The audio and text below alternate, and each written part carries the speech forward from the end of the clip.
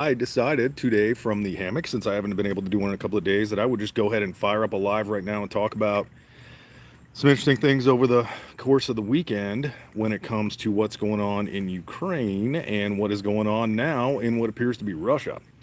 So basically, what happened is the Secretary of Defense for Russia decided to call in a little airstrike on his own people on purpose. Why he would do that? My thought is most likely that he's a little concerned about Wagner Group's leader, who basically has come out saying this guy needs to be removed. He's a mess.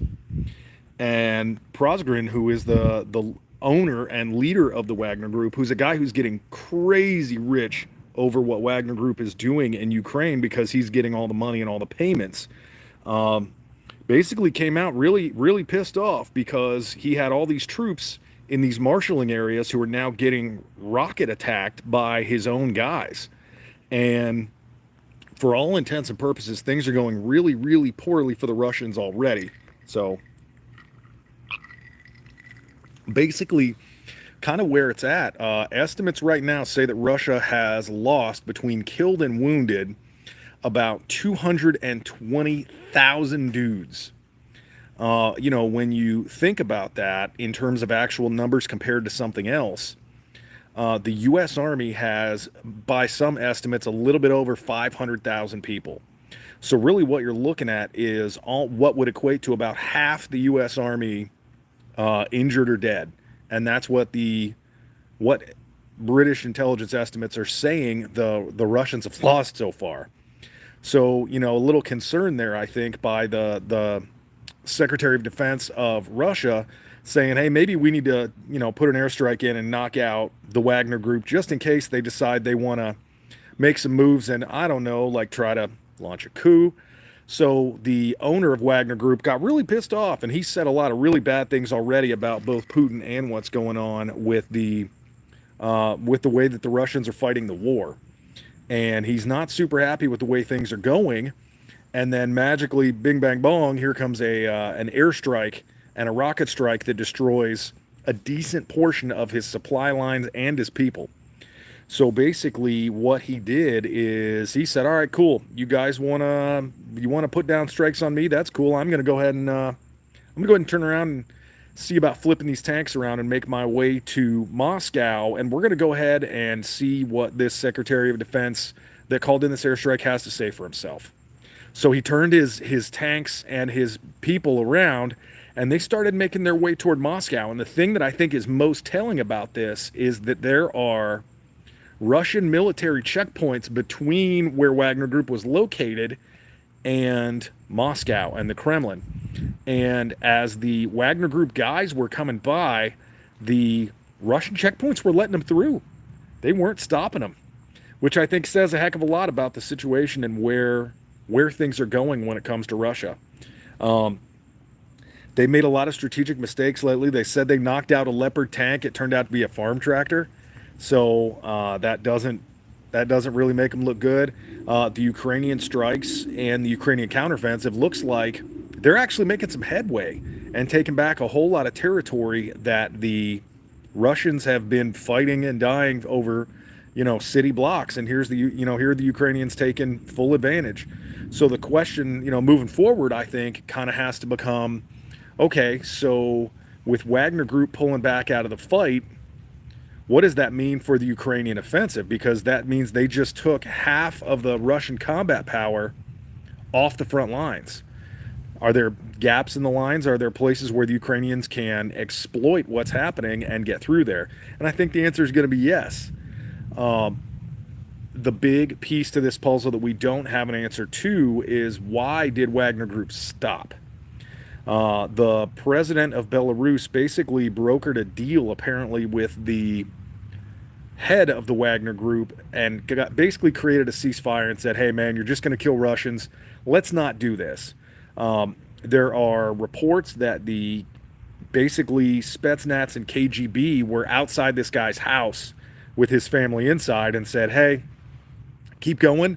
We're going in your house. So that's interesting. So Ah, thunder and lightning over high desert. Saw two fighter jets and a Chinook over your house. Man, that is beautiful noise right there. That is Chinooks. There's no sound quite like a Chinook. I mean, there's a lot of helicopters out there, but the Chinook is unmistakable when it comes to its sound. So, yeah, like I think the other thing they said is that there's a possibility that they offered him money. That they said, hey, we'll give you this amount of money. Call this crap off. Your buddy Putin's not happy, but he's going to give you a pardon and all this, and we promise there'll be no more airstrikes on your people, and we'll make happy, and everything will be fine. I think, knowing the Russian way of doing things, it seems a lot more likely that the first one is the case.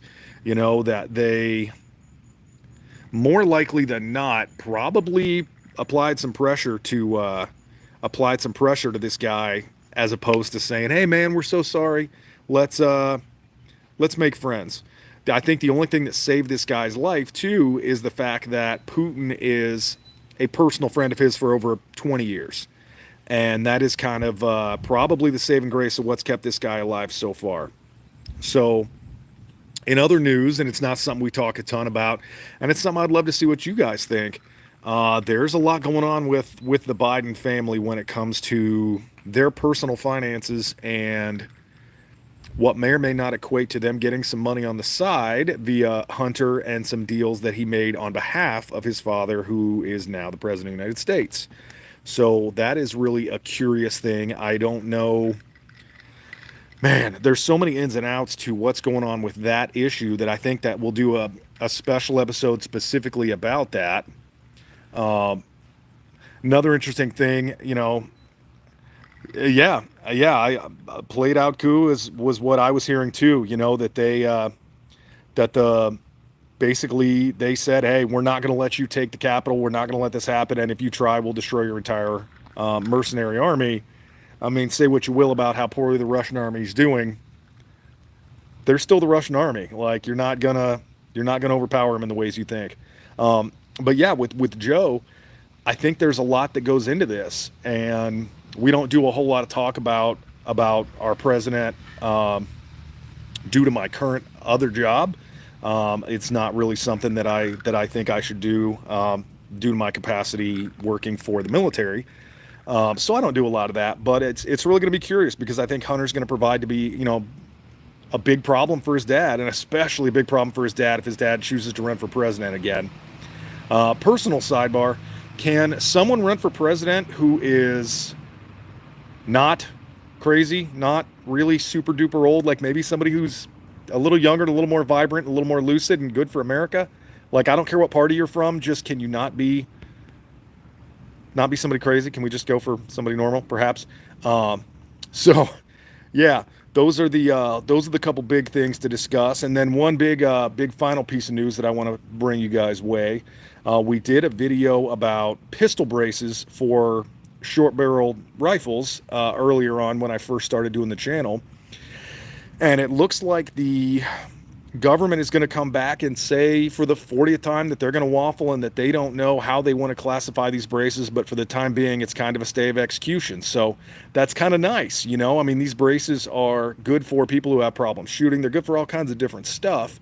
And I'm glad to see that maybe a little bit of common sense is taken over, because like we talked about, if any of you guys have ever shot a suppressed rifle, it's not that quiet. It really isn't, I mean, is it more quiet? Yeah, it's a little more quiet. It's more fun and friendly to shoot, but it's not like James Bond where it's like, no, it's not that quiet. It's better. Same thing with automatic. If you put me with semi-automatic and somebody else with automatic further down, they might be able to keep my head down for a minute, but my shots are going to be a heck of a lot more accurate than theirs. And there's nothing scarier than somebody putting an accurate aim fire down on you. It is not a good feeling at all. Versus when they just spray and pray and launch bullets all over the place. So I think we need to take another look at all these gun laws. And it's something I write my congressman in Florida about all the time. And he's like, hey, man, you live in Florida. We're as free as we can make it. So, yeah, I kind of think that they need to relook all these things. So, well, thank you guys for hanging in for, just a little short one today, just a little 10-minute or just a catch up. I was sitting out here in the hammock and thought, you know what? let's talk there, buddy, and see how everybody's doing earlier in the week. So throw a comment in the section. Let me know how you guys are doing and what kind of content you want me to create over the next couple weeks, because there's so much going on and so much to talk about. I would love to know what it is that you guys are interested in talking about and getting some perspective on. So thank you guys so much for watching. God bless America. Have an awesome afternoon.